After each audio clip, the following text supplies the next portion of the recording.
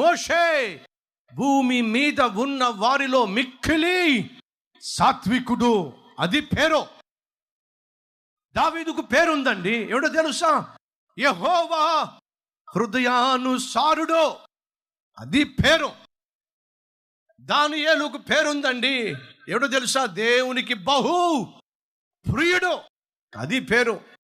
బాప్తిసం ఇచ్చు యోహానుకు పేరుందండి. స్త్రీలు కనిన వారిలో బాప్తిసం ఇచ్చు యోహాను వంటి వాడు మరొకడు లేడు. పేరు. యోబు కూడా బైబిల్లో పేరుందండి. భూమి మీద ఉన్న వారిలో అంతటి నీతిమంతుడైనను యథార్థవంతుడైనను లేనే లేడు. పేరు. అది పేరు అంటే.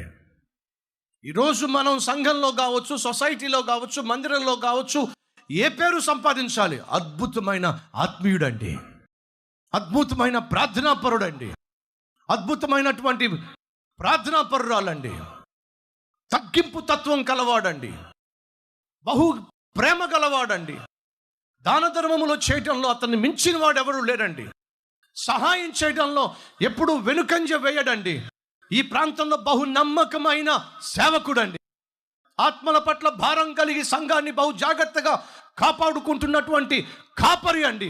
అది పేరు సంపాదించాల్సింది. ఫ్రెండ్స్, ఈరోజు అందించినటువంటి క్లుప్త సందేశం మీకు ఆశీర్వాదకరంగా ఉంటే లైక్ చేయండి, 10 మందికి షేర్ చేయండి. అలాగే ఈ సందేశం వల్ల మీరు ఎంతగా దీవించబడ్డారో ఒక కామెంట్ కూడా పెట్టవలసిందిగా కోరుతూ సెలవు తీసుకుంటున్నాను. Have a blessed day.